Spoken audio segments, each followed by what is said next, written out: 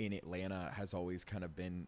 It's so funny because every single time that I say like we're from Atlanta, they're like, "Oh, what's like a rock band from Atlanta?" You know, like nobody thinks of it like that. Yeah. So, no, that's what on Rock 100.5 when we became the new sound of Rock 100.5. Yeah, we were playing the Disturbed, the new Five Finger Death Punch, and stuff. It was like a real rock station in Atlanta, which I would have killed to have played Dark Thoughts or Suffocate City on. Homebrew on the show. I mean, that would have just been insane because it was an Atlanta band that made it big. Yep. And actually, I put out a post recently on Facebook. I'm like, the floodgates are open. People are looking at Atlanta. Yep. Because you have Fury and Few, a great two-piece that just got signed. I love those guys. Love them. They were on the podcast years ago. Hell yeah. Taylor Barber, Left to Suffer, also on the podcast before his other band too. The 7 Years After Violence. Yes. With Chavo. Yep. Which is crazy. Oh man, insane. Tetrarch. Yep. So there are bands that are making it, like Machines, Andrew Evans, and Silly Goose. Silly Goose, Jackson, Yep. Did you ever hear their song "Show Up at Your House"? Yes, I think so. It's so kind of funny because I recorded their OG stuff because I had a studio for about 10 years. I was recording every single local band ever, and they were probably one of the last bands I ever recorded before the Funeral Portrait started like taking over my life, right? And that was like kind of right before COVID. It was probably like early 2020. I recorded him and his OG lineup of Silly Goose. Yeah. And it was so funny because I was like, oh, they're cool guys, you know, whatever, they're fun, right? And then all of a sudden they just started doing their thing, you know, where they'd start playing in outside of shows and stuff, and then it turned into what it is. I was walking back from Music Midtown one year, and Jackson and them are in the back of a pickup truck. And I'm like, that's how you have to do it. And they did it. And the coolest part is like they realized that was their thing, right? And that's the thing is I tell a lot of bands is you kind of have to find what your thing is, right? And that's something that, you know,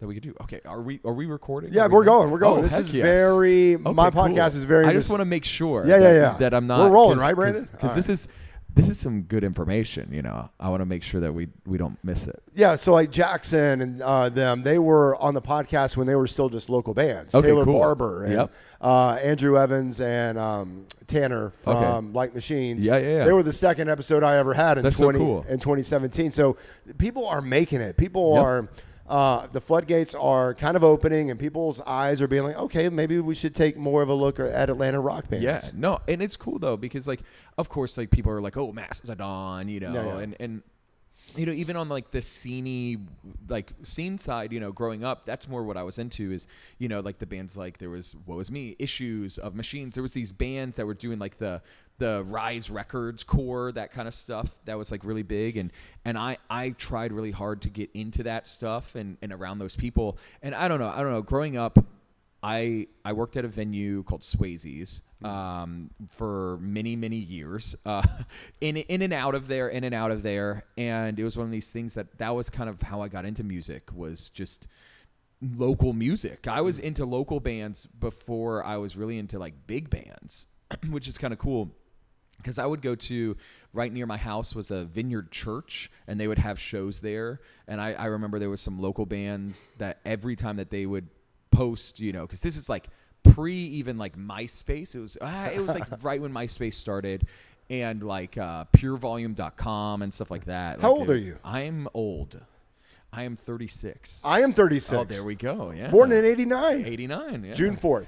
September 30th. Okay, so, awesome. I barely ever talk about my age because it's something that I like think about. Like, I don't want people to judge me. But when we're talking about stuff like this, like, you know, about how important growing up in the world of rock music, you know, I got into music probably when I was 13, listening to 99X was probably my first like into it. And then I remember my first show was at the Tabernacle. It was the Nintendo Fusion Tour, and it was Story of the Year, My Chemical Romance, and Lost Prophets. Oh man, which we don't talk about. And then a band called Autopilot Off, and it's so crazy because that show was like probably the moment that I was like, wow, I could do this. Because I was like a theater kid. I was always on stage. I was singing. I was doing these things, but I never really had a band, or I didn't play an instrument. I focused so much of my time not learning how to play an instrument on learning how to play my voice, right? And to sing properly. And because I was trying to do musical theater, or I was trying to do classical voice, or all these kind of things. And so going and seeing that show at the Tabernacle, I remember it was my mom took me and my best friend at the time, this girl Bess, which is crazy because I just reconnected with her because we played in her hometown or not her hometown, where she lives now, and she like popped up on my Facebook because I was like still Facebook friends with her, and I saw that she was like posting something that where she lived, and I was like, oh my God, we just announced a show here, come to the show. And it was so cool because it was like a weird full circle moment because I hadn't seen her in 15 years, if not longer, and I was like, do you remember we went to like our first show together, you know what I mean? And she like got to see me play like one of these venues in North Carolina. It was really cool. But going back to it, like the Tabernacle was like this spot that, I was just like, oh wow, like I'm at my first show, and I was obsessed with My Chemical Romance at the time. I liked Story of the Year as well, but My Chem was like my band, and they weren't even headlining. And I remember going and I crowd surfed. My mom was sitting up in the balcony area.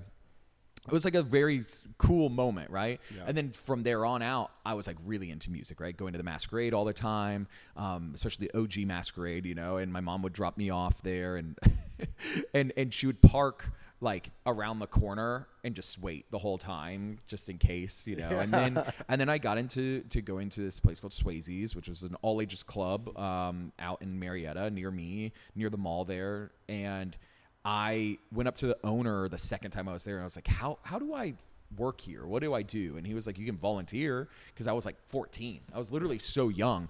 And I was like, okay, so I can't work, but I could come to see shows for free, and I can just exist. And that's something kids don't know a lot about today, is volunteering, doing things for free. Yes, exactly. Well, that's kind of how this all happened is I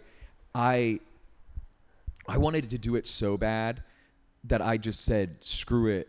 I don't care about the money, right? Like, I just want to see these shows for free. And it was so many local shows, and it was so many of these things. And I remember the first show that I went to at Swayze's, it was this week of shows, because I went to like 3 of them in a row.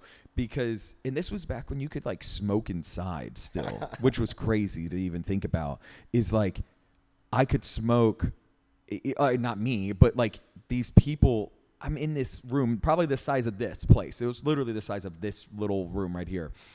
And how disgusting it was that you used to be able to smoke cigarettes inside, especially like you're hot, sweaty in a mosh pit. You know what I mean? Like the last thing I want is to be filled with cigarette smoke. Or the times when you go to Applebee's and they'd be like, smoking or non-smoking? Yeah. You just see people smoking cigarettes while drinking. Yeah, I remember that really with Cracker Barrel. And I just remember growing up being like, because the weirdest part is you'd have to walk through the smoking section at this Cracker Barrel, the one near me. You'd walk through the smoking section to get to the non-smoking, and I'm like, that doesn't make sense. Like why they did that, but it was crazy. Like I just remember my mom always sitting out in the parking lot. But the first show I went to, this band name is not PC. Let's put it that way. They were called Retardo Bot. Retardo. Yeah, it sounded like mindless self-indulgence, right? Like that super like synthy, weird, punky like. Music. I don't even know. Some people won't even call it music, but I got into them because of Pure Volume, and I saw that they were playing this place called Swayze's in Marietta. I was like, I live in Marietta. What the hell? Like, where is this? So I looked it up, and I convinced my mom to take me and my across the street best friend, And we went, and she stayed outside in the parking lot the whole time. And she was like, what is it? But she wanted to make sure that I was okay. And I had a great time. And then literally the next day, this little band called Fall Out Boy was playing at this small club called Swayze's. And Fall Out Boy played at Swayze's? Yes. And so I was like, I'm going to come to this. And I went to it. And I remember because they weren't even headlining. It was this band called the Rocket Summer, I think, was headlining, and they had confetti cannons in this small club. But I remember that show because I was at the door because how packed it was. They oversold that place like crazy because it was like a 300 cap venue, and there was easily 500 people in there. There was kids hanging from the rafters. I mean, it was like a crazy show. And I don't know. I just remember all these things of growing up and being like, I want to do this. So like. A week later, I went up there and I asked the owner, I said, what do I have to do? And he was like, I mean, just show up. And I was like, okay. And then he was like, and then he told me what to do. And 90% of it is like the jobs that he doesn't want to do. So like sweeping up the parking lot, like all these things. And I mean, my stories there just go and go and go because the amount of bands that I started booking there through MySpace and my own bands. And I'd start building my own brands and these things. I had like... I did like every single thing I could there, Do you keep a piece of that guy with you, the one that was sweeping the floors? Do you think about that when you're on stage sometimes? 1,000%, right? And I think about it all the time about going up to people that work at these venues and saying like, thank you. And like, just whatever it takes, because I know what it's like to go and be at times I was running front of house, right? So I was doing sound, right? I was doing security and I was running door at the same time because it was hard to keep people there when the pay wasn't that good or to deal with, the owner or whatever it was that was always like, there was always something, right, with this place. And so for me though, I did it because I loved the music, right? And I loved to give the kids, especially during the scene kid ages of like 2008, like literally like I was there from 2004 and to 2008 was like the boom, right? In 2012, probably even, right? So 2004 to 2012 was like the crazy boom of scene kid music, right? And I mean, we would throw local shows on a Friday, Saturday, and you'd have kids come every Friday, Saturday, and they didn't even care who was playing. They just wanted to be there. It was a place to hang out, right? It was a place to be there.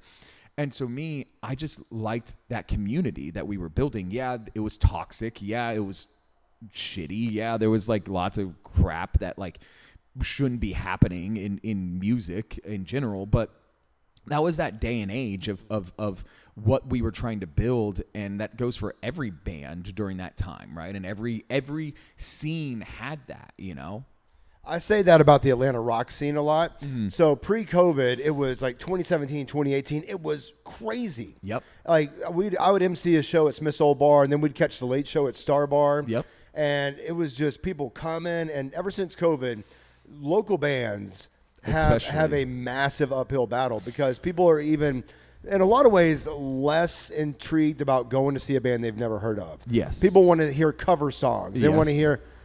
sorry about the trucks. That's okay. But isn't this beautiful scenery? Oh, this place is crazy. Yeah. By the way, I had no idea this existed. We'll talk about coming Georgia here in a second too. But so like the rock scene is not what it was pre-COVID, and I think I've given up trying to say we need to get back to what we were pre-COVID.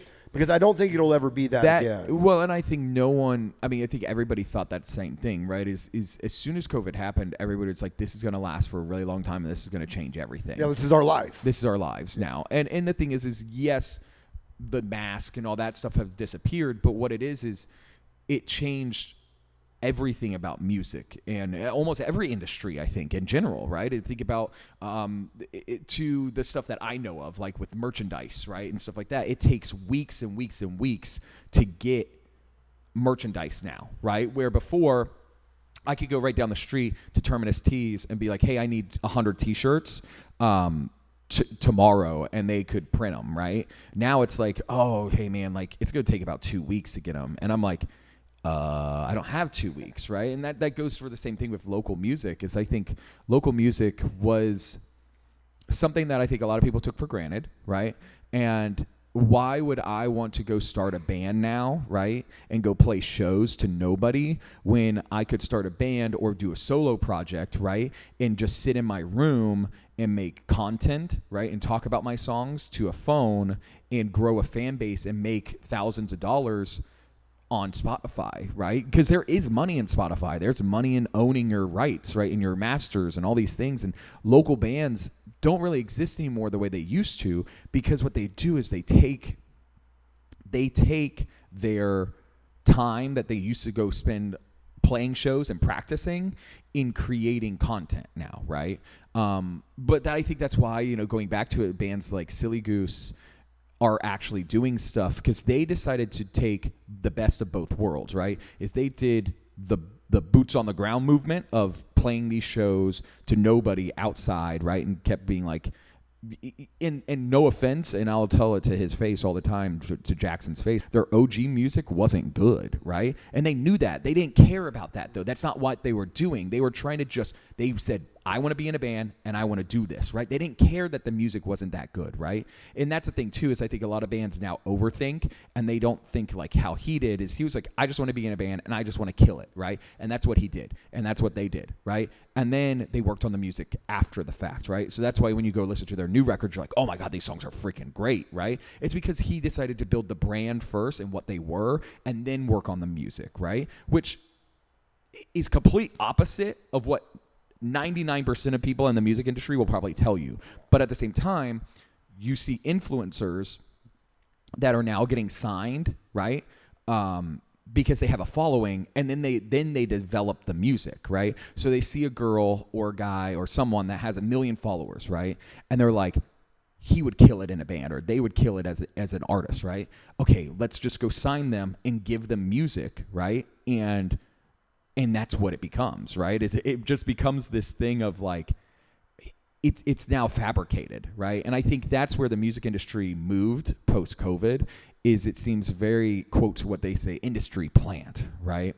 But you had these local bands, right? Like even pre-COVID, that were trying so hard, right? And what eventually happened is everybody got tired, because they were like, oh, it's not helping for me. Or oh my God, I'm promoting this show for 2 months and nobody's coming to see me, right? And that's why, like, with us, we try to do best of both worlds too, where we toured this year 300 days out of the year, right? We were literally on tour for 300 days. I think I counted, and we played 215 shows, I think it was. Oh, Lord. Yeah, 220 shows, something crazy, right? And that's one of those things that it's like, I don't wish that on my worst enemies. Like, you know what I mean? Like, because that is such a weird thing to figure out and to do, is like playing 200 rock shows in a year. It becomes almost like you're clocking in and out of work, right? And that's the furthest thing away from what you want to do as a musician, right? Is why you get into this. You get into this to not have work, right? Yeah. But I eat, sleep, and breathe this band. That's why I'm here this Saturday after Christmas, talking with you, is because I this is what I do, right? It is. And there are people that think, oh, they're traveling the world, they have the sexy life, they're playing music every night, their life is so easy. Yeah, that's not true. Don't get me wrong, that's probably true for certain bands, right? That have full crews and all these things, and they live, we just recently toured with the band, who was great in this moment, right? Oh, yeah. And they've Maria Brink is right? my crush. Right? And she's great. Yeah. She has her own bus, right? Yeah. She has her own security guard, and she brings her dogs on tour, and she's got a personal assistant and all these things, right? And her boyfriend comes with her the whole time, and all these things, right? And that's a life, right? But that life, she worked extremely hard to get, right? And she still works extremely hard, right? But her touring 200 days out of the year like that would be, oh my God, what a life that would be, right? That's the life I look forward to, hopefully. And you're going to have that, trust me. You're going to have that. But the thing is like, the way we do it is we live in an RV. We have very minimal crew. So that means that we're working and grinding 24 hours a day, right? And it's one of these things that it's like, we're away from our families and our partners and our people, right? for a long time. And it's not slowing down. Like next year, we're doing the same thing basically all over again. It won't be 200 days, but it'll be, I think already we're at like 100. And it's like for next year. And that's like, still it's a lot, right? One thing I really wanted to know is, you're a really big mental health advocate. What's something people don't know about you're on stage for that many nights out of the year, right? People are singing your songs. People are screaming your name. Then you get home and it's quiet. What is that like? It sucks. That is the crazy part about it, right? So just recently, I think mental health in the touring industry has become like a bigger deal, right? And I think mental health in general has become a bigger deal, right? I think companies now are more and more doing things like mental health days and these things like mental health moments and or whatever it may be, right? And so where you can like take days off at your job, right? Like I don't know how, I know it is for certain companies that I've heard of. They're like, you get 10 mental health days, a month or a year, right? And those days are the ones that you're like, oh my God, like I don't feel like going into work today. I just need to take some time off, right? That's sick. That's such a cool thing that Which didn't exist when we were growing up. It didn't, right? But I do love seeing that now because it's true. Everybody deals with this every single day, right? Everybody has a brain, right? So that means you have mental health, right? If you have a brain, you have mental health, right? So for me, being in the touring industry, I cannot have mental health days, right? Like being on tour for 200 some odd days this year, 300 days this year, if I can't just take a day off. That doesn't exist. You can't say, thanks for buying the tickets, Yeah, I'm not showing up. Yeah. Like, and especially being a smaller band, if I'm not putting my all into this, it's not gonna work, right? It's not gonna happen. Like, and that if I'm not showing up, because what I do is we'll go play the show, right? And then I'll instantly go to the merch table afterwards, right? And I'll be there hanging out and doing everything I can to convert these people into being funeral portrait fans, right? And that's why we have grown so much over the past 2 years, not just because of how awesome rock radio has been to us, but because we doubled down, and that's what it's about. Because I think the bands that only rely on one thing to get themselves to a spot, that cannot exist anymore. And I think that's going back to the local band thing, right? It's the reason why you don't see a lot of local bands anymore is because used to local bands, you could just be like, I'm going to write a bunch of music. I'm going to go record it at my buddy's place, right? And I'm going to print it on CDs, and I'm going to go play rock shows, right? Now it is a full-time good job if you want to make it past a step, right? You have to record the music, have a brand, go play the shows, but also sit on TikTok and Instagram and social media and grow a fan base on there as well. And then you have to go to industry events and this and that. It becomes a full-time job, right? And that's why I know this band works or is working, is because it is my full-time job, right? Yeah. Whereas back in the day, like the 70s and 80s, a band could write a record, sit back, and be like, oh, yeah, maybe we'll tour a little bit this year. But they just made so much money off of CDs. Yes. It seemed like just being a band, right? Yeah. And you just made money. And you didn't have to do videos and, content creation. Or sit here on a podcast, But no, this kind of brings it to it is that for me, I love what I do, right? And I love meeting people and talking about mental health, going back to that. For me, as soon as I started talking about what I go through every single day and how I'm not perfect and I'm just a human, and that I make mistakes or that I'm, whatever it may be, the thing is you can relate to it, right? And because you have those same things, you've made mistakes or you've done this or you've done that, right? Like that's just as real, right? Like no one is perfect, right? And that's the thing about mental health is that like it shows the truth, right? It shows what is in front of you, but it also lies what isn't in front of you. And so for me, dealing with what I deal with, I decided, let me just put it out there for everybody, right? And I used my social media almost like a journal, right? That's what I get from your social media. Yeah, and the best thing about it, though, is what that's done is it's helped me find people that feel the same way, right? And they use our music as like a journal for them, right? Or it expresses the words that they wish they could say or that they could sing, right?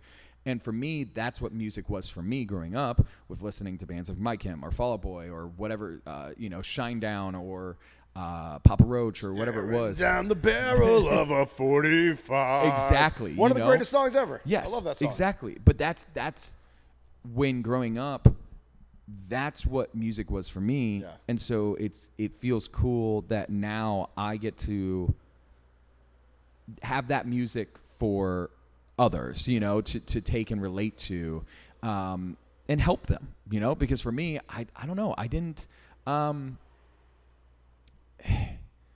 me, especially when I was younger, mental health wasn't taken so seriously, right? My mom, I mean, I put her through a lot growing up. I still put her through a lot every single day. Of dealing with what I deal with now, and it's one of those things that I talk about with all of my friends and my people is about my mental health, because I'm a talker, as you can't tell. Yeah, I love that. And I like to talk about my struggles and what I deal with, and what it's done is it's helped so many people realize that, we're humans too, right? And we make mistakes and we do things that are different and unique. And everybody is different and everyone is unique, and not two people are the same. And it's one of those things that I think I see it more and more with these guys, especially I see it a lot with like Jacoby and, like Brent Smith and these guys that have been doing it for a really long time. They're using their social medias now as a form of therapy as well, right? Or a journal, live journal. And for me, I love seeing that, right? Or Daughtry or these guys. And I see it that they used to live this rock star life, right? That you would think is this, everything's great and all this stuff. But now I see them go on their social media and be like, hey, like, I'm having a rough time, or this or this or this, or if you're having a rough time, this is how I deal with it, right? And I love seeing that. Like, that's the way I see rock music being more vulnerable than ever before. Oh, 100%. And it's so cool to see. Like, if you go back to 90s, early 2000s, people look at Kurt Cobain, Chris Cornell, Lane Staley, Chester Bennington. Oh, on top of the world. Their life is perfect, amazing. They have nothing to complain about. And look. And that's the thing, too, is I think about that a lot with us, because people think that with us, right? Is they're like, oh, my God, you have 2 number 1 songs and maybe a third. I haven't checked the charts today. But, like, it's one of those things that it's like, you must be living this great life and all these things. And I'm like, I do live a great life, but I still have struggles too, right? And I still am very stressed out. And I live such a weird life of, like, especially while touring, you come home and it's so quiet, even though my life's not quiet when I'm home, because I have a family, like my family is very close with me and all this stuff, and it's still crazy. It still is so different than what it used to be, a.k.a. when I was just on tour. A number 1 song doesn't take away the pain of life. No.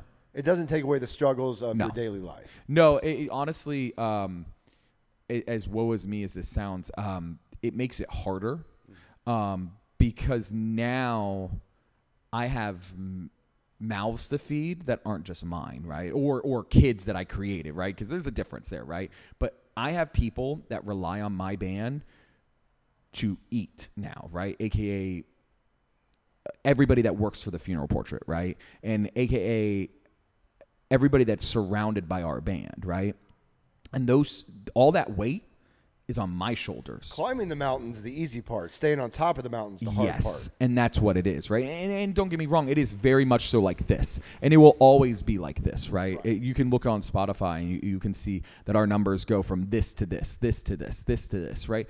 That's almost every single band, right? Is this to this, this. Their numbers of the people who come to their shows, right? Are this, and what it is it's how you get from here to here and then back to here and how you deal with it. And that's what I'm working towards right now, is how do I deal with coming back down, right? Coming down to reality of being a human, right? Because when I'm on tour, I'm Lee Jennings, right? I'm Lee Jennings from the Funeral Portrait, right? When I am home, I'm just Lee Jennings from Marietta, Georgia. Yeah. You know what I mean? Like, that used to work at Swayze's venue. You know what I mean? Like I'm not, Lee Jennings from the Funeral Portrait all the time, but this thinking too is like this past month I signed up to do the cameos, right? Where you have people, like they request a video from you, right? And it's kind of a crazy one because I thought, what do I, it's like turning it back on, right? I have to become Lee Jennings of the Funeral Portrait again, right? And that's such a weird thing for me because I'm not there in person, I have to turn it on and it's like, oh, it's so weird because it's like this weird dopamine hit for like a minute and then it goes away. And I'm like, okay, now I got to ramp it back up and do another cameo for a minute. Oh my God. Okay. Now I got to do another one. Listen, I'm very thankful because to be honest, it has paid cameo has paid my bills more than being on tour for almost a whole year. Yes, oh my I'm not joking. The thing is too, it just goes directly to me too. So there's not every little person pickpocketing out of it, and that's the thing too, is that, like you said, the second you get a number one single, right, you have managers, you have booking agents, you have the label, you have we have a business manager, we have a lawyer, and everybody takes their little cut of the money, right? Which listen, I'm not doing this for money, right? I still drive a little Kia Soul, right? Do you drive a Kia? I was wondering what you were going to show up in today. Yeah. Like a Lamborghini. Could you imagine? Yeah, no, I have a little Kia Soul that I love, and I it's one of these things that it's like,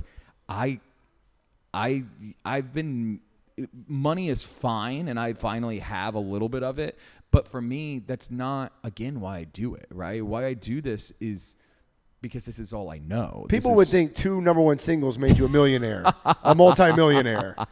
Maybe 10 years ago. No, maybe a good few years ago, right? Yeah. And that's the thing is, we're super rooted in Atlanta because so the guy that we write a lot of our music with and record it with is this guy named Johnny Andrews that's here in Atlanta, right? And he works with 3 Days Grace. He does Papa Roach. He's done Hailstorm. He's done Ice Nine Kills. I mean, he's done, if it's on rock radio, he's worked with them, right? And he's kind of like my right-hand man when it comes to writing music and stuff now. And he has a lot of number one hits from the OG days. And he does have nice things, right? And things like this of multiple houses and these things that he's like, oh, yeah, that's my rental property and all these things. I'm like, okay, brother. Okay, I get it. Well, the thing is it's one of those things that, for us, we've only been on, quote, top for like a year, right? So it's a little different of being on top for a year and having a few number ones in a year than it becoming like a permanent thing, right? And so that's what's next. Is it's all about what we're doing next and can we keep it on top? And like you said, it's staying on top of the mountain. Like people that see the Dark Thoughts, Suffocate City, they'd be like, oh, overnight success. No, years and years went into that. Yes. Those 2 number ones. Exactly. Do you ever wish you could have been what I consider one of the greatest music eras ever, early 2000s punk? Of course. Do you ever wish you could have been like, Well, that's like what I grew up in, right? Yeah, like, but do you wish you could have been playing during, like, of course, one of those bands on that level at that time? Yes. Well, the music was so different then because that was before the days of streaming, really, right? And when we were burning CDs and LimeWire and all exactly. that. Yeah. And that's still what I listen to is most bands from that era. And for me, that is where I fell in love with music, right? In music, kids are still falling in love with music every day, right? My little cousin, he is so in love with Nirvana. He wears like the Kurt Cobain glasses everywhere he goes. I am not joking. You know, and it's one of these things like last year for Christmas, they got my little cousin a 4-day pass to Welcome to Rockville, right, in Florida. And I was like, oh my God, that's so cool because we were playing it, right? He didn't know that we were playing it yet, right? And that I was going to get them hooked up with like the super VIP. Yeah. And that was one of these moments of being like, because he started really getting into music, right? And so I was like, now I'm able to like take him under my wing and give him like this super VIP, you know, passes and all these things. Make sure that they're taken care of when they, you know, that they've never asked for that though, but that's something that I want to give back to like these younger kids. And I do it all the time in our like Facebook. We have a Facebook group called the Coffin Crew, right, for our band, and it's a very community driven thing, right, where a lot of bands have really turned their backs on Facebook because they think it's, you know, just for old people. We have a very big mixture of young to old people in this Facebook group, and I'm very active in it, right? And someone the other day asked about like, oh, like I really wish I could have afforded a Christmas cameo from Lee, right? And I really wanted to talk to him, or I wanted a message of this. And I got in there and I was like, you know what? Send me a DM of what you would like me to say. I want to give this gift to you, right? And for me, like, that didn't cost me but a minute of my time. You know what I mean? Like, that just cost me a minute of my time. Why wouldn't I do that, right? Like, you know, especially for people that are having a rough time at Christmas, you know, or something. And you know how much you probably made that person's day? Well, and that's the thing, right? And for me, it was the same thing. Like, I remember I got a cameo from someone that was like, my husband takes care of me. I have chronic illness, blah, blah, blah. He loves your band. But with me having chronic illness, he never wants to leave the house or go see you guys play. He's only seen you guys once.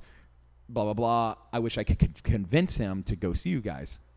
Again, you know, like, I'll be fine for one night. So in the cameo, like, I was just like, listen, man, like, your wife tells you to go do something, you go do it. And number 2, I want to take care of you, so I'm going to give you VIP passes for the show that we're doing with 3 Days Grace, the tour. And I was like, because you deserve it, because you give so much for her. I was like, I don't need like, to me, that's, again, what's another minute of my time to make this cameo and tell someone, hey, yeah, I've got you, you'll be fine. Again, like, I get a certain amount of passes every day on a tour. Like, okay, it would just sit there anyway. So for me, I'd rather take care of someone that's super nice and deserving of it, you know. And that's what we're supposed to do, though, as humans. And that's what I try and do every single day is, again, I try really hard to put out as much good as I can. Because you only have one life, and to me, like, if I'm not spreading goodness and kindness and happiness, then why am I here? And it's one of these things. I might not be in the best place in my life right now, but if I can just make someone happy, that means I've done my job. You know, it wasn't a cameo necessarily, but I got a video from my idol, Jose Mangan, because Tetrarch told him that I was, it was like my radio idol. Yeah. And my dream job is Octane or Liquid Metal. Okay, cool. So I got the video from Jose. He was doing a show, and he sent me this video, and I'm like, oh my gosh, that's so fucking cool. Yeah. So, like, you making other people's day, he made my day that day. I love that. That's good to know. Good to know. By sending me that video, and I'm just like, I love that. He's got my dream job. No, he's the man. That's such a funny thing. This is such a, he is, he's a unique human. Oh yeah. He's wild. I have a funny story. I think this is, it's so funny because how we got in with them is because, so we played, a few years ago, we played up in Boston, Massachusetts, a horror convention. Spencer from Ice Nine Kills, he runs this thing called Silver Scream Con. We got invited to play it, and so we were the opening band, right? We literally played 15 minutes after the doors opened. Like, there was some people there, but they were still just walking in, right? Well, it was presented by Octane. So Vinny and Jose were there, and Jose was hosting. So he comes on stage, and he says, oh, this is a funeral portrait. We played their old song.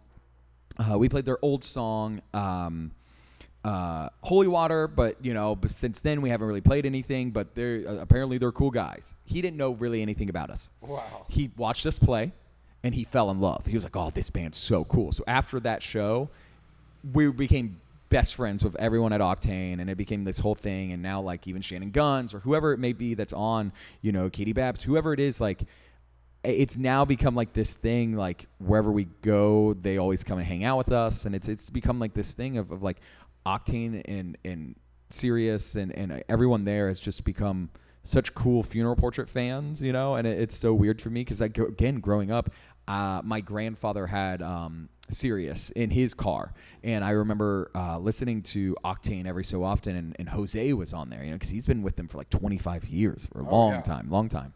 And it's so funny because then we just recently did like this live thing at Octane where we went out to LA and we played in a room smaller than this, right? And it was like a live studio thing, right, where we set up and we played, and he was there, and there was a bunch of other bands there and stuff, not performing, just talking, you know, like interviews. And he has his own tequila, okay? This guy, of course, if you know anything about him, he likes to drink, right? He loves to drink, and he has his own tequila. And I'm like, I like tequila, right? That's the only drink that I'll, like, have a little bit of, right? And I was like, okay. So he was like, oh, yeah, okay. So he took me into, like, his little dressing room area that he had. He was like, okay, but don't like, you know, he had this cup full. Like, I'm saying, like, he had a cup full of this tequila, right? And he was like, okay, just try it. I'm like, okay. He's like, be careful. And I tried the smallest sip. That thing, a sip of that put me on my ass. And I don't know how that guy is sipping out of a cup of it. And that guy just puts it down, you know, and he just is still him, you know, and I just think it's just how he is. And what's crazy is, like, literally the night before he was freaking out partying, you know, in LA the night before, you know, and so this guy just, he likes his alcohol, you know, but it was so much fun. He is such a hoot to be around. So that's awesome. I definitely drink less now, being a parent. Good move. You know, kids make drinking not fun. Yeah. And it only takes one time of waking up with a hangover and, like, to a crying kid to make you be like, never doing that again. No. I don't. So like I said, I don't drink. It's not really for me. Very, very rarely. It's just one of these things that I like, again, dealing with, like, mental health and dealing with all that stuff. It makes it a little bit worse for me, right? And so for me, I was like, I'd rather just be of in the moment right here. But I don't mind being around people that drink, especially because I love to peer pressure people.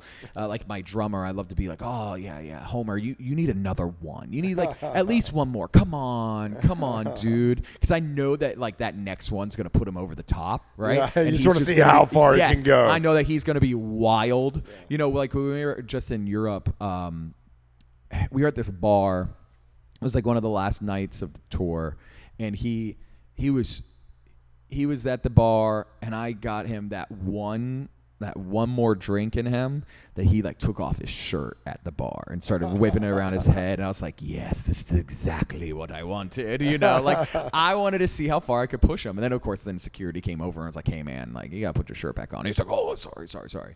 You know, but that's funny. My life's changed dramatically since I quit vaping and all that. I used to love just ripping a vape. That guy, yep. You know, because it's just, you can do it anywhere. Yeah, of course. But I'm also a big weightlifter. Oh. And I read that the gym changed your life in a lot of ways. Yes, it did.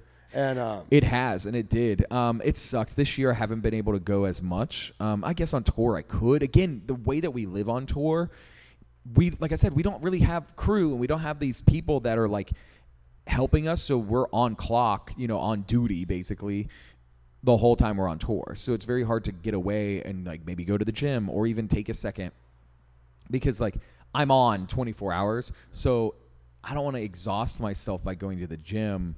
Again, it's just one of those things that I haven't been able to find that happy medium. But during COVID, I went a lot to the gym, because I really wanted to change. I wanted my life to be a little different. I wanted to also hit the stage. When we hit the stage again, which was 2 years after the fact, right?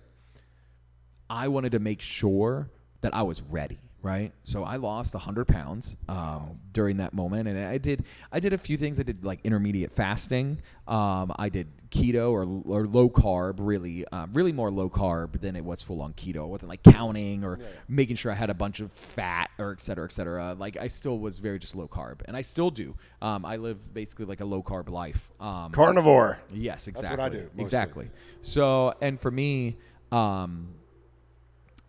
it was one of those things, add that together with the going to the gym almost every day, like Monday through Friday, that helps. And one of these things is I wanted to be the best me that I could be on stage, and that was by losing 100 pounds. And so what I'm going to, and it's one of these things that there's still more that I really want to do and more that I want to grow and become. And that's what I decided to do is hit the gym more.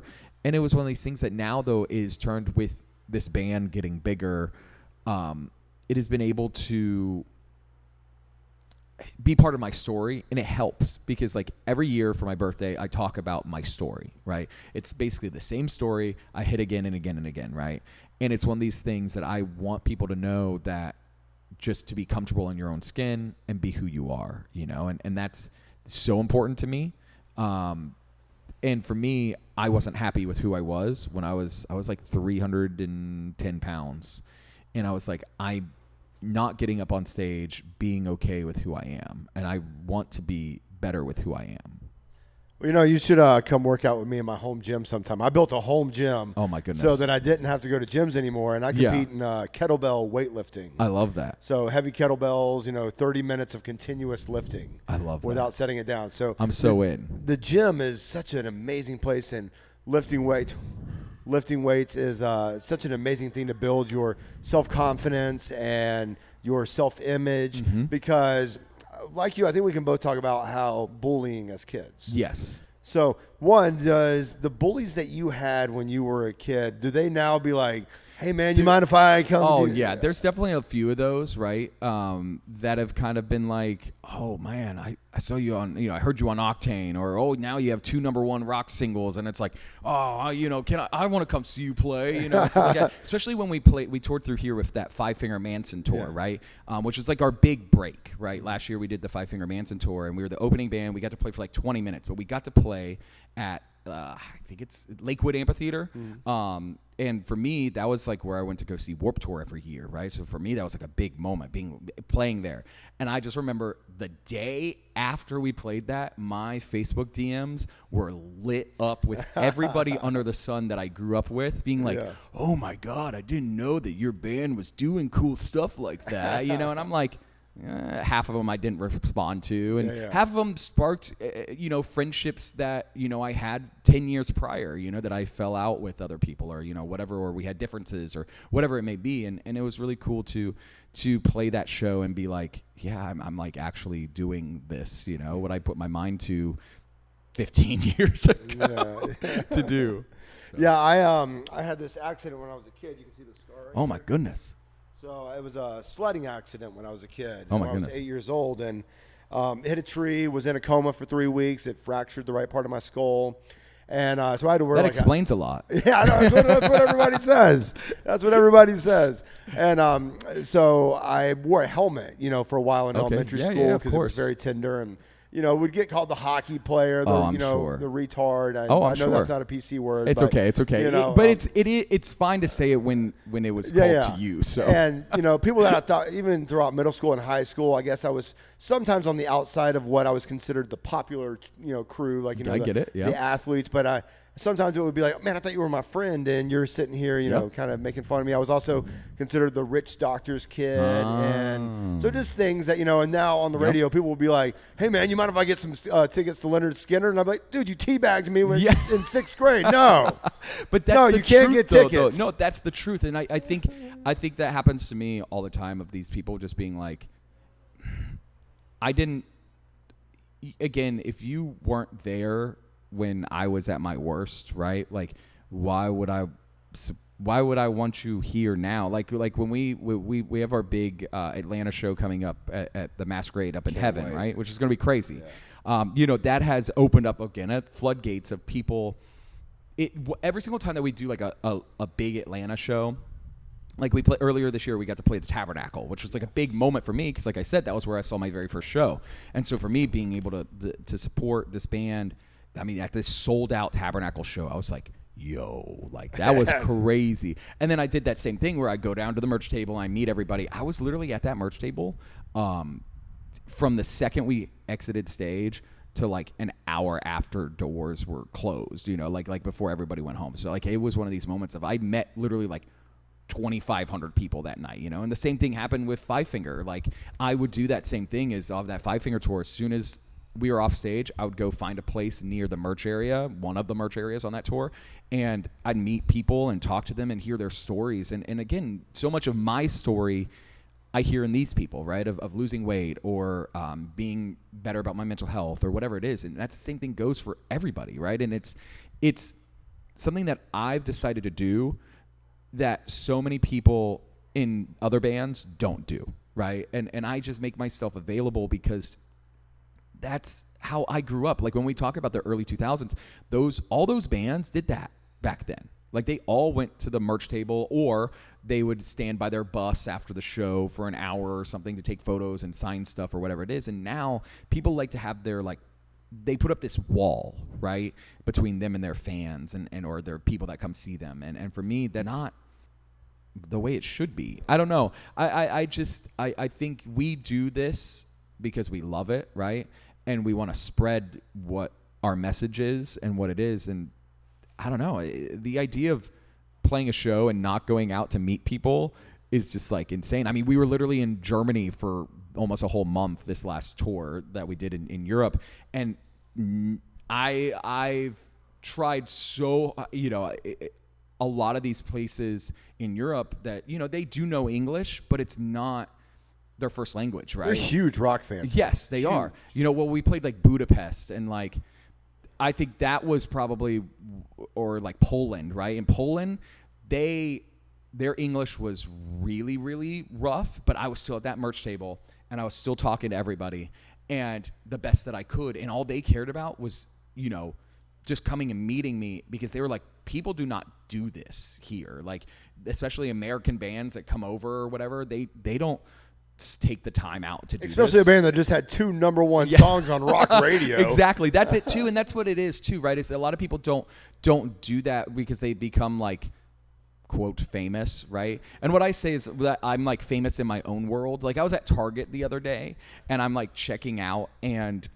this girl comes over, she's like, oh, can I take a selfie with you? And I'm like, sure. You know what I mean? And I'm like, it's one of these moments of being like, now that I've reached that where I'll be like at Target and every so often someone, and it's weird because like on the street, people are like, oh, it's just a guy with green hair, right? But like to a lot of these people that are in rock music or whatever. That's Lee Jennings from the funeral portrait. Yeah, exactly, right? And so now it's turned into this thing where like I'll be at like, I can't go to like regular shows anymore without it becoming a thing, right? Like I can't just show up to the Masquerade and like stand in the back. Does that kind of suck?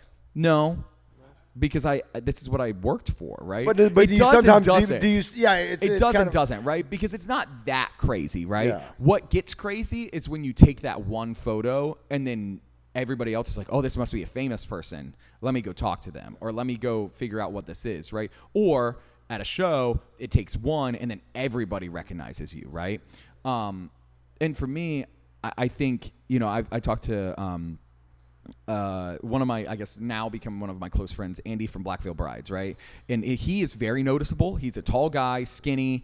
He's got the tattoos. You instantly, if you know anything about that band, you recognize him, right? Yeah. I was texting him the other day about this as being like, you know, do you go out? Like, what do you do? Because he's like actually famous, right? Like he's very recognizable, right? And he was like, every single time I go out, he said I get recognized. He was like, I have a delivery driver that came to my door and instantly knew me. Like, you know what I mean? Like, and because he uses like a fake name. They all like for delivery packages or whatever it is, right?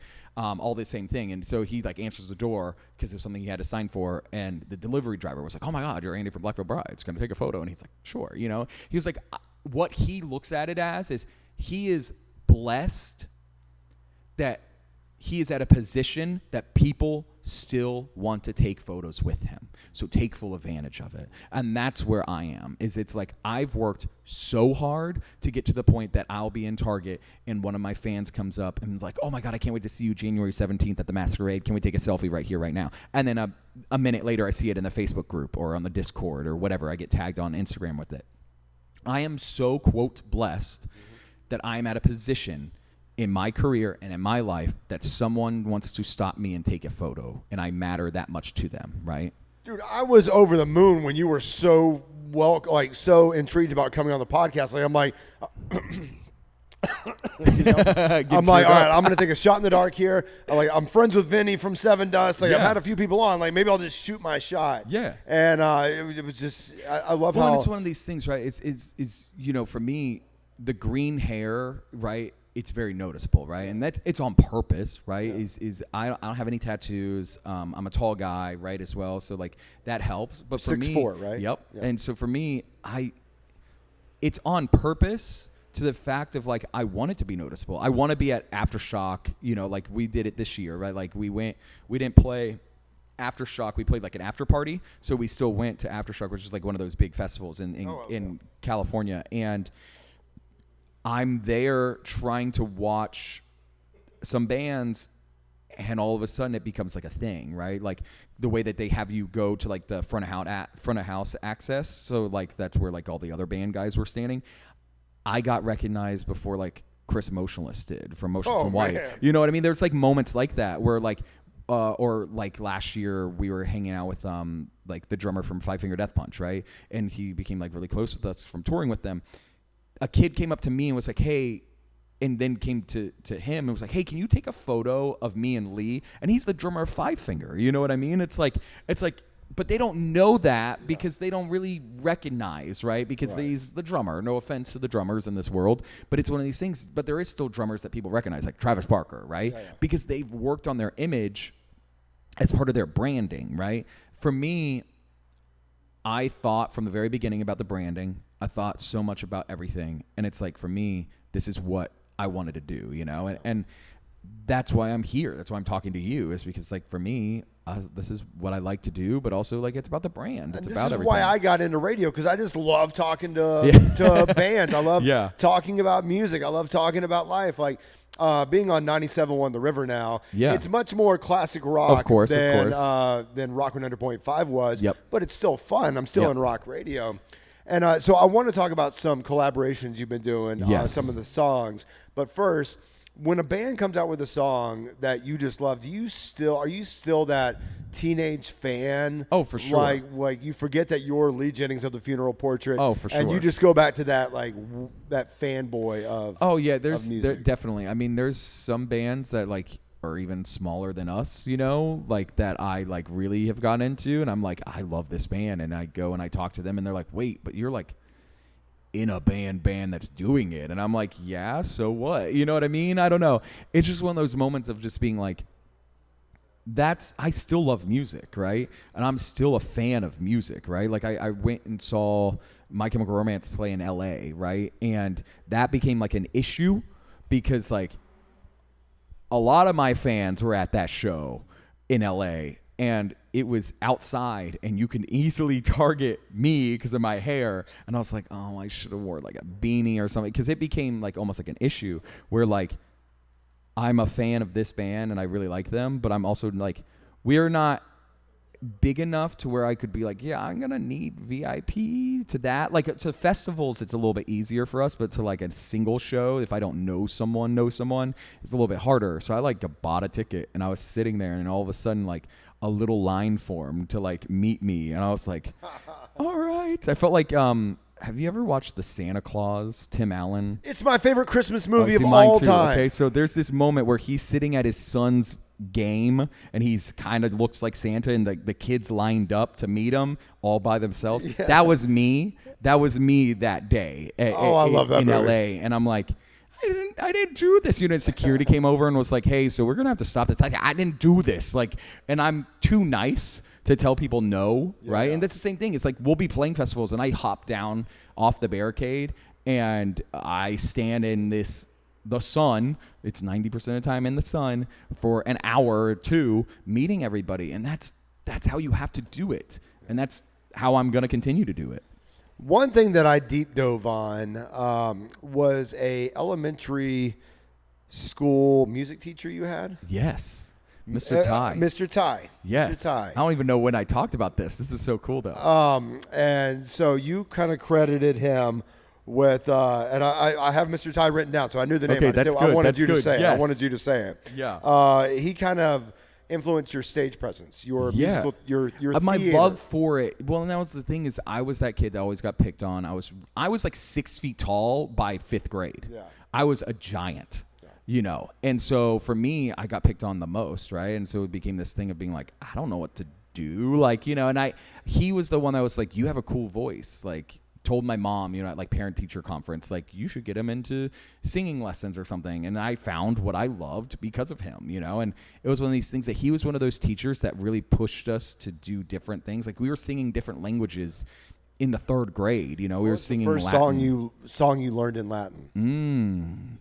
I'm trying to think of the one. It was probably Jai Sole Dal Gange, and it's like Jai Sole Dal Gange. It's like this super classical, like sounding thing. I don't know. I was this kid that I just finally found what I loved, right? And at the time, I was super into like video games and Pokemon and stuff like that. But at the time, little did we know that could not be a career, right? Like, at the time, us growing up, video games and Pokemon did not sound like a career, but now you could be a Twitch streamer and make millions of dollars, you know, or a YouTuber, you know. So little did we know, maybe I should have went down that route. Down that route. Are you an anime fan? I like anime a little bit. Dude, I'm being serious. Like, Pokemon is like my thing. That was like what I really dove into. And I still love it. And Disney. Yep, and Disney. I'm a Disney adult. And stuff like that. That's like a big thing for me. Again, that came from like my grandmother. My grandmother loved Disney. We would go to Disney almost every year. You know, I was very blessed to have such a tight family. And that was like our one trip that we would almost take every year, you know. So Mr. Ty was kind of that outlet that you took from school, because I had someone similar. Her name was Joanne. Okay. Kind of a life coach, and kind of got me into getting serious about radio. Well, and it was one of these things that it was like he was the one that showed me the door to music, right? Mm-hmm. And then from there, I was like, okay, well, I want to go to the musical theater high school, which was Pebblebrook in Cobb County, and I did everything I could to get there.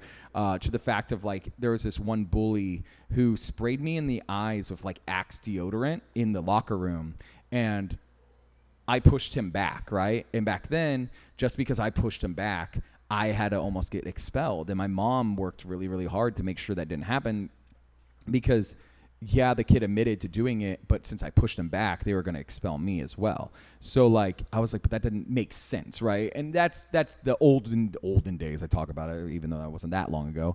That like bullying wasn't looked at the way that it is now, right? Where it's become like a pandemic almost in schools. Bullying became so rough, you know. But before, if I retaliated, I would get in trouble, even though I was trying to get away, or I was fighting back, right?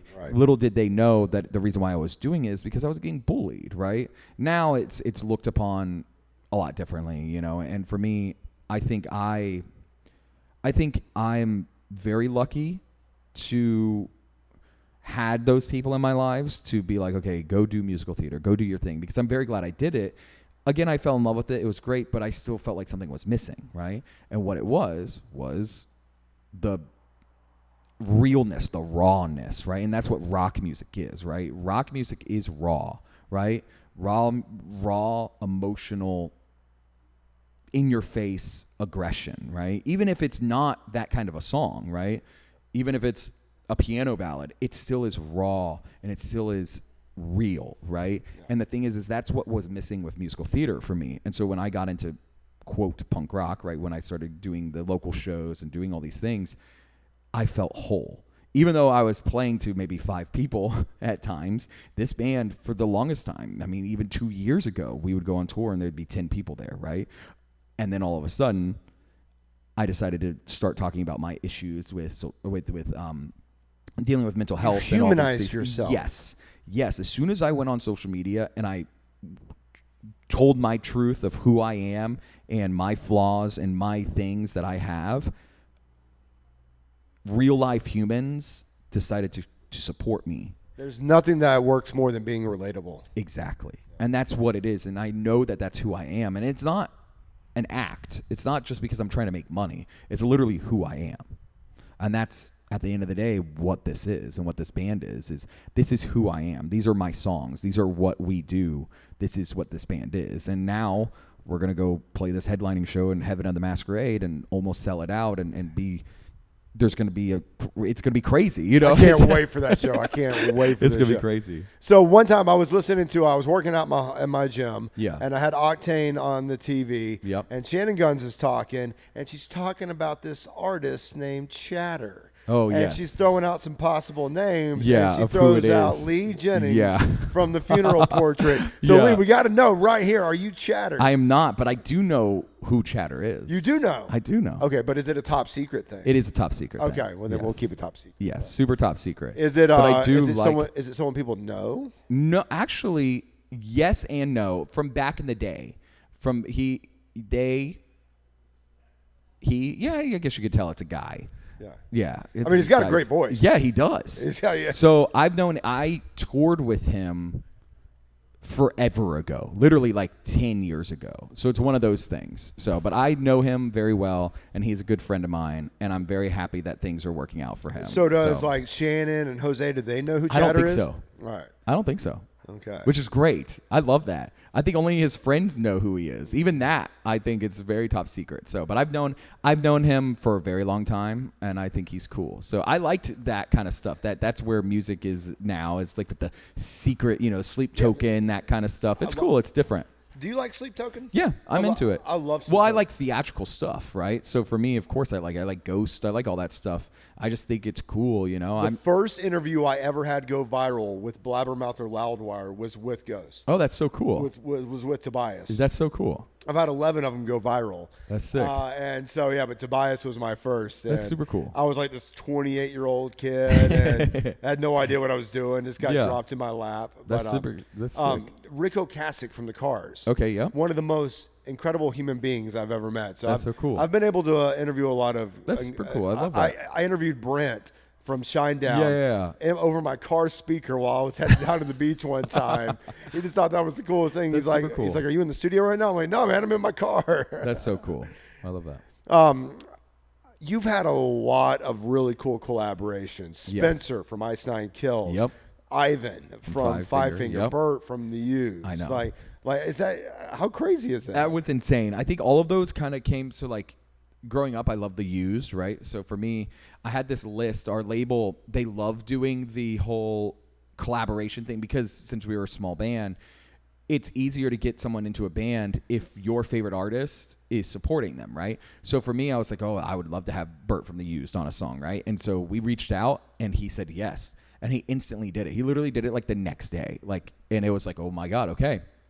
Same thing with Spencer. Spencer, we were close with him because of the convention and doing all that stuff with them. And he was like, okay, sure, I'll do it. He did it. Same deal, right? And Ivan was kind of the craziest one because he was supposed to do it before we toured with them last year, right? And then his schedule got too crazy where he was like, I can't do it anymore. I was like, okay, whatever. And then we released a song by itself on our record or like re-released it, and it did really well. And then we revisited it earlier this year because he was listening to his local rock station I think he was in Colorado at the time.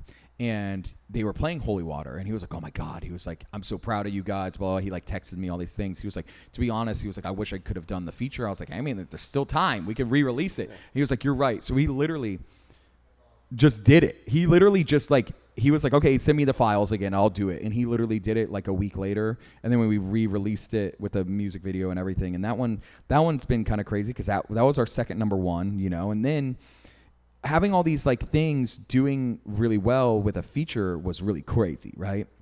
But then we decided to take Dark Thoughts, which on our record has the singer from Asking Alexandria on it, right?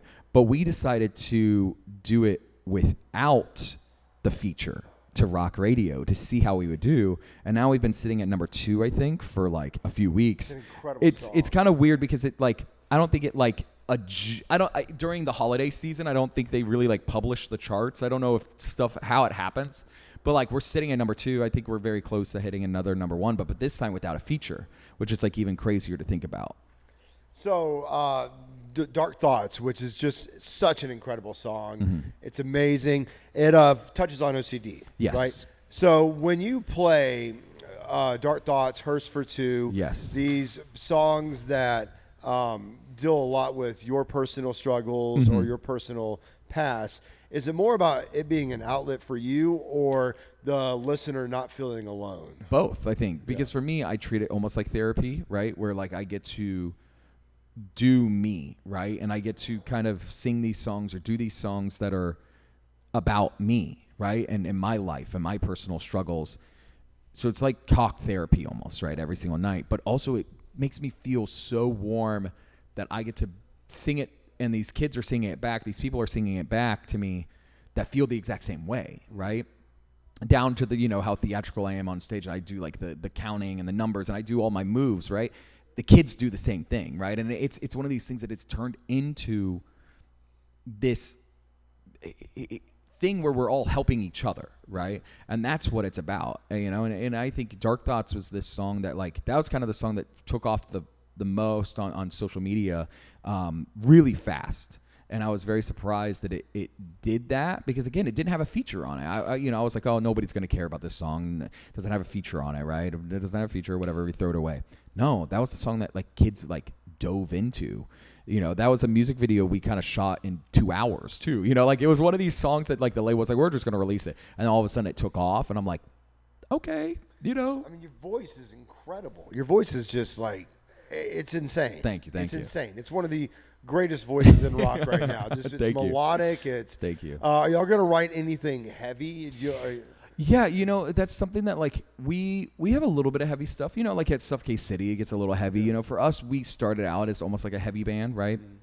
And then for me, it's not what I fell in love with, and I'm in love with, right? So for me, I don't know. We have some new stuff that we're working on. We have a new record that will be out next year at some point. We have to record it first, which is the first thing. But like I said, we were on tour for 300 days this year, so that wasn't going to happen this year. But next year, like I said, we're doing the 3 Days Grace I Prevail tour. Yes, I was just about to get to that. Yes, listen, there was supposed to be a show at Gas South in Duluth, and I'm so pissed that it didn't happen.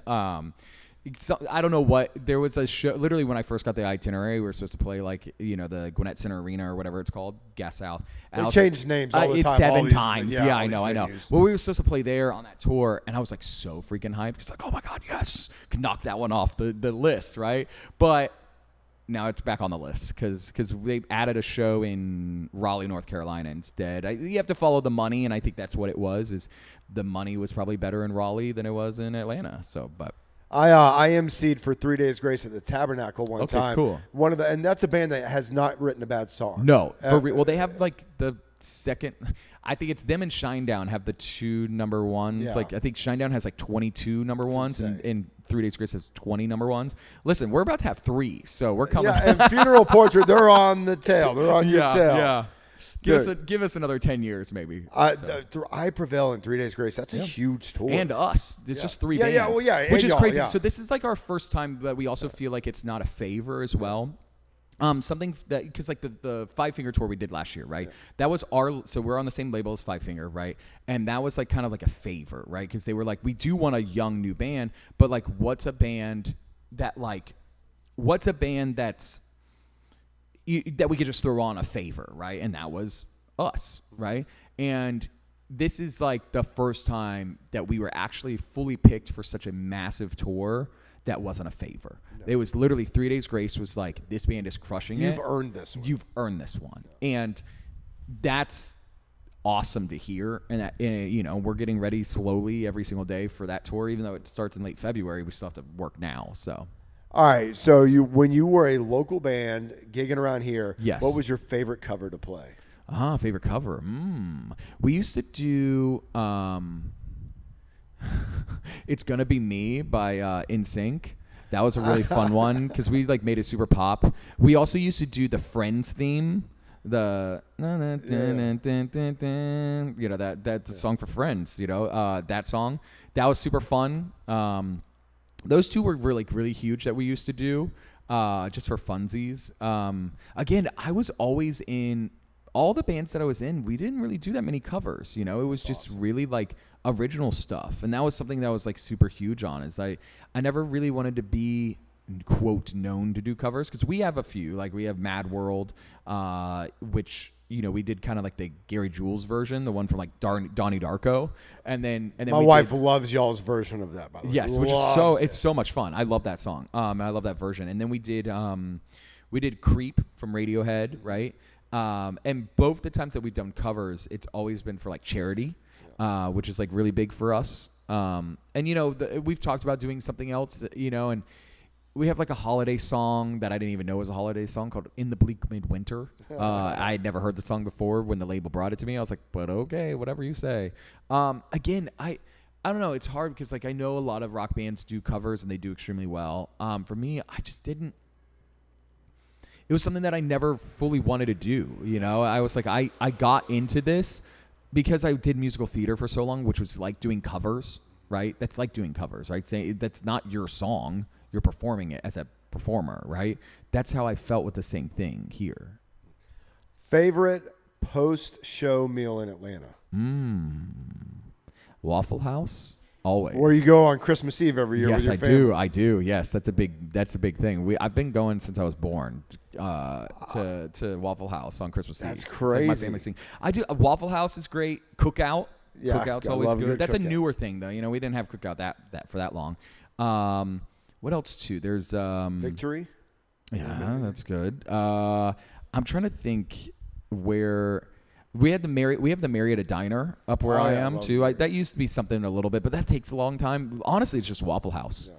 Waffle House. You always. can never go wrong with the Waffle House. No. Oh God. I saw that you signed a fans antidepressant pills. Like, yes. So what's the strangest thing someone's ever brought to a devotion ceremony? A bleach bottle.